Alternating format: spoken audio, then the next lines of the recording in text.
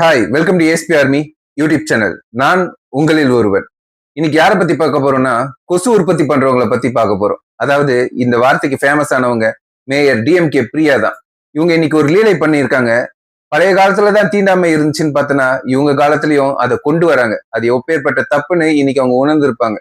இவங்க TVK MLA பல்லவி அசிங்கப்படுத்திக்கிறதா நினைச்சுக்கிட்டு கடைசியில இவங்க கேவலப்பட்ட போடுன்னு தான் மிச்சம்.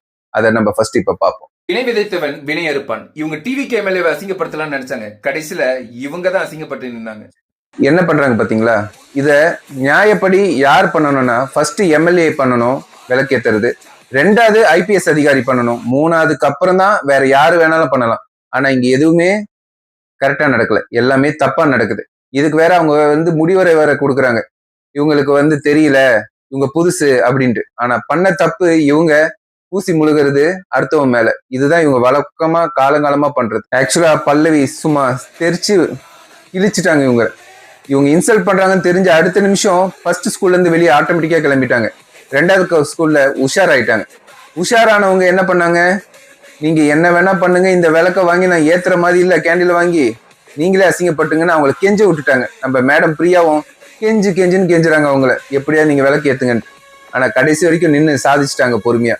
ஏன்னா இவங்க யாரு, தளபதியோட, அதாவது தளபதி கட்சியில இருக்கிற ஒரு எம்எல்ஏ. அவருக்கு இருக்கிறதுல ஒரு துளி பர்சன்டாது இவங்களுக்கு இருக்கணும்ல, அதை காமிச்சிட்டாங்க. ஆனா நம்ம பல்லவி அவங்க இதுக்கு கொடுத்த ரீப்ளே தான் ரொம்ப ஹைலைட்டான விஷயம். அதையும் பார்க்கலாம், பாருங்க. அவங்களும் இருந்தாங்க, நீங்க அந்த பொறுமையா ஹேண்டில் பண்ண விதம் தான் ரொம்ப பிடிச்சிருந்தது. அதுதான் உங்களை கேள்வி. ஏன்னா இது இப்போ பொதுவா அதிகாரிகள் சொன்னாலும் கூட நீங்க அடுத்த கட்ட தொடர்ந்து நடவடிக்கை என்னவா? அப்படி சார், விட்டு கொடுக்கறதுனால கேட்டு போக மாட்டோம் இல்லைங்களா? எங்க தளபதியே பொறுமையா தான் இருக்கிறாரு என்ன பண்ணாலும். அதனாலதான் அவர் இந்த இடத்துக்கு வந்திருக்கிறாரு. அவர் பின்னாடி இருக்கிற நாங்களும் பொறுமையா தான் இருந்துப்போம். பொறுமையா இருக்கிறதுனால நம்ம ஒன்னும் தாழ்ந்து போயிட மாட்டோம்ல, பாத்துக்கலாம். இதுதான் ஒரு நல்ல கட்சிக்கும் ஒரு நல்ல எம்எல்ஏக்கும் உதாரணம். ஒரு கெட்ட கட்சிக்கும் கெட்ட உதாரணமா இதையும் பாருங்க. அந்த புரோட்டோகால் அவங்களுக்கு தெரியல, அதுக்குள்ள அவங்க ரியாக்ட் பண்றாங்க. இது ஒரு பள்ளி இருக்கக்கூடிய இடம் இருந்தா கூட ஒரு அமைச்சர் இருக்காங்கன்னா, அமைச்சருக்கு அப்புறம் தான் நான் என்னோட புரோட்டோகால் ஃபாலோ பண்ண முடியும் மேயரா. அப்ப நான் இருக்கும்போது ஐஏஎஸ்க்கு அப்புறம் தான் ஒரு எம்எல்ஏ புரோட்டோகால் ஃபாலோ பண்ணும். அவ்வளவுதான் நடந்தது. ஒரு சட்டமன்ற உறுப்பினரோட ஐஏஎஸ் அதிகாரியா? இதுல இருந்தே புரியும் யார் எப்படி. இதுதான் ரெண்டு கட்சிக்கும் உள்ள வித்தியாசம். மக்கள் இதுக்காக தான் டிவிகேக்கு வாய்ப்பும் கொடுத்தாங்க. அதை அவங்க சரியா பயன்படுத்திட்டு வராங்கன்னு நினைக்கிறேன்.